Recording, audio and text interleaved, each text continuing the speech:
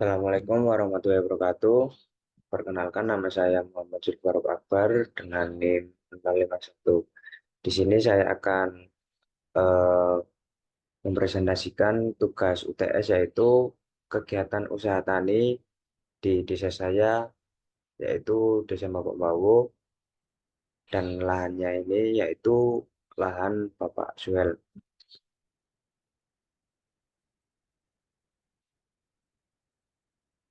Nah, jadi lahan Bapak Suhel ini yaitu komoditasnya itu padi. Nah, jadi eh, padi adalah komoditas tanaman pangan yang banyak dibudidayakan oleh petani. Tapi dari 95% penduduk Indonesia itu makan beras. 21 juta rumah tangga tani di pedesaan bergantung pada usaha tani padi karena mereka menghasilkan beras sebagai produk utama. Beras telah menjadi komoditi strategis dan vital dalam perekonomian Indonesia.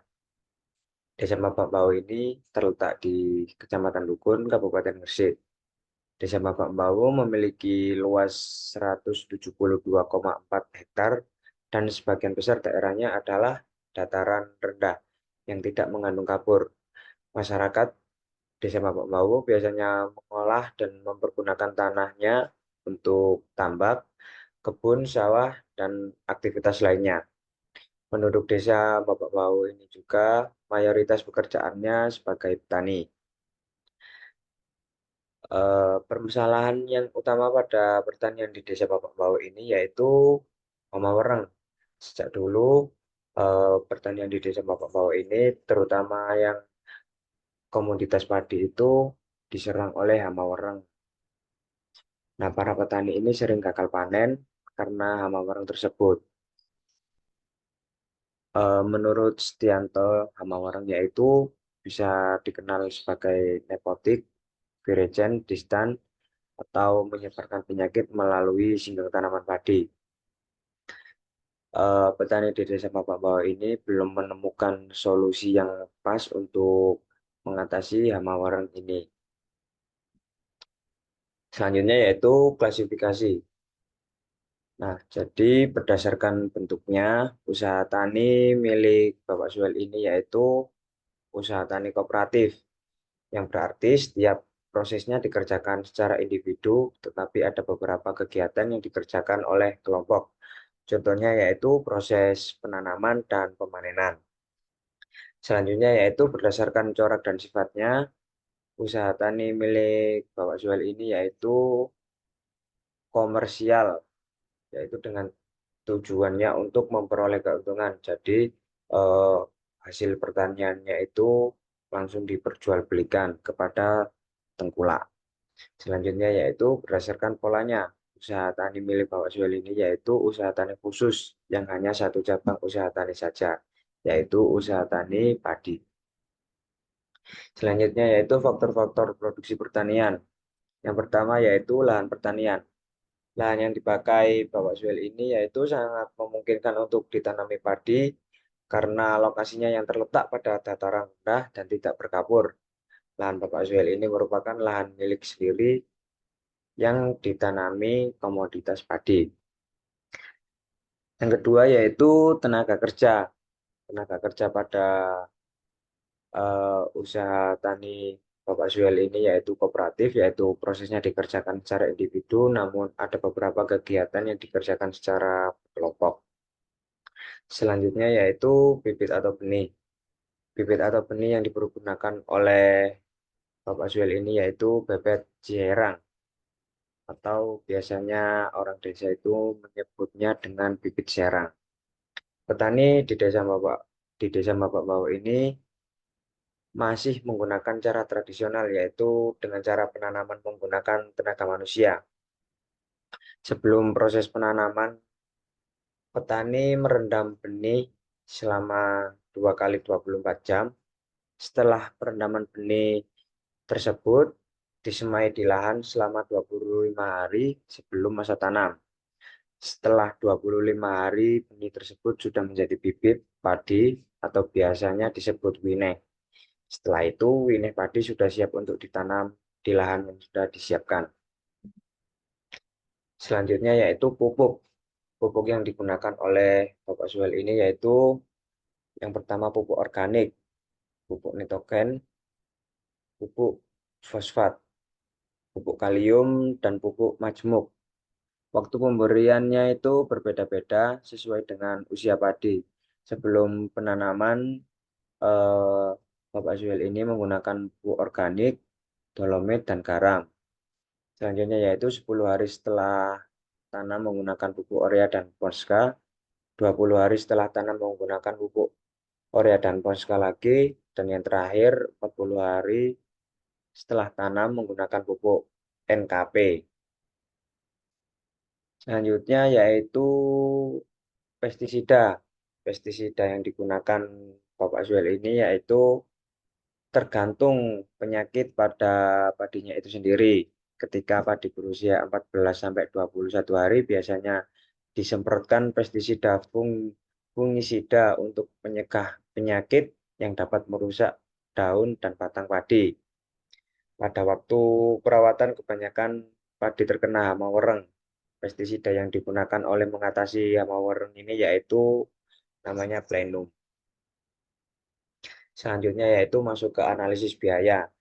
Nah, jadi di sini itu ada biaya tetap dan biaya variabel. Di sini itu yang biaya tetap ada pajak lahan sebesar 100.000 dan penyusutan alat sebesar 3 juta.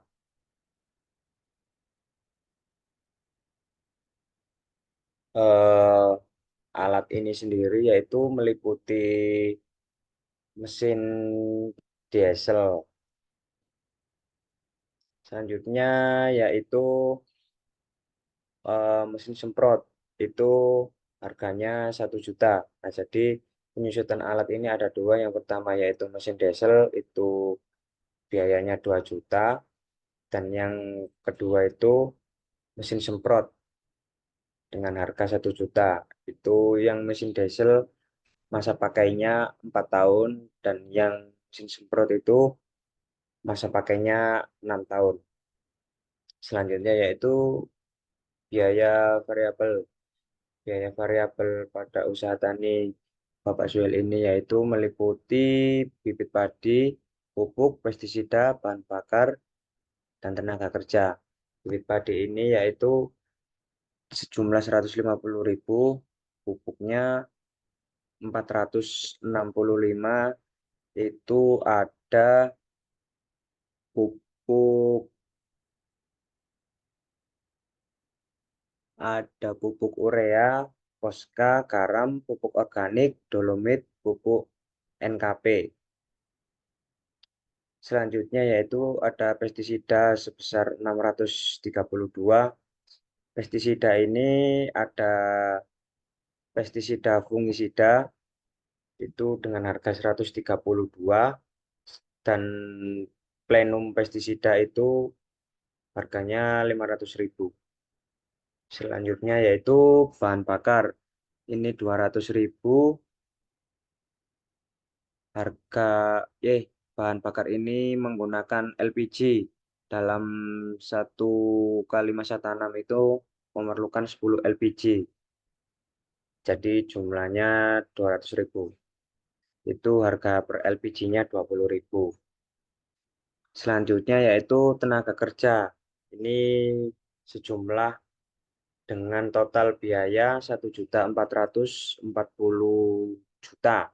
1.440.000 dengan pembagian tan- tandur 7 orang 490, pembersihan gulma 6 orang 450, dan yang terakhir proses pemanenan dengan mesin combine 500.000.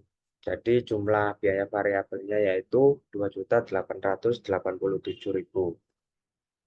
Selanjutnya yaitu masuk ke biaya eksplisit.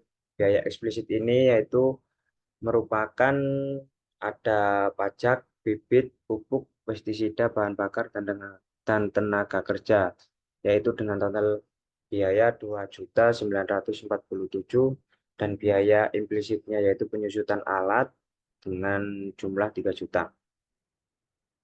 Selanjutnya yaitu analisis biaya penerimaan pendapatan dan keuntungan. Yang pertama yaitu penerimaan dengan rumus TR sama dengan PY dikali Y, yaitu penerimaan perkalian antara jumlah total produksi dengan harga satuannya, yaitu total panennya mendapatkan 1.500 kilogram dengan harga 7.500 per karung. Jadi totalnya yaitu 11.250.000. Selanjutnya yaitu pendapatan. Pendapatan di sini yaitu dengan rumus TR dikurangi TC. Penerimaan dikurangi dengan total biaya produksi. Jadi penerimaannya ini sebesar 11.250.000 dikurangi total biaya produksi yaitu sebesar 5.263. Selanjutnya yaitu keuntungan dengan rumus pendapatan dikurangi biaya implisit. Pendapatannya didapatkan jumlah 5.263.000 dikurangi biaya implisitnya 3 juta, yaitu didapatkan keuntungan 2.263.000. Nah, jadi kesimpulannya yaitu permasalahan yang di Desa Mabamawo ini yaitu hama wereng. Petani sering mengalami gagal panen.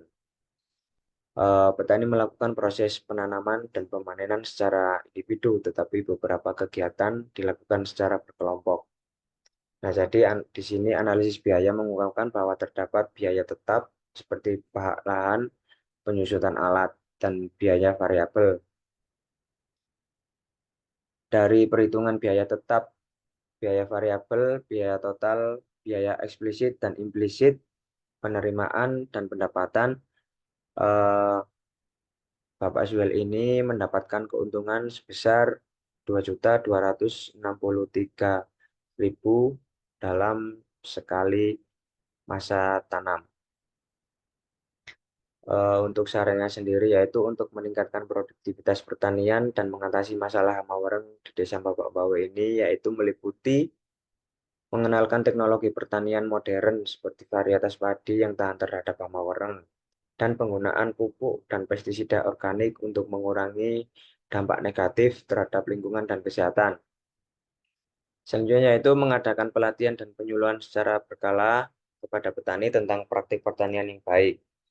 Dan yang terakhir, membantu petani dalam pemasaran hasil panen mereka dengan membentuk koperasi atau jaringan kerjasama dengan pedagang lokal, serta mempromosikan produk pertanian secara online.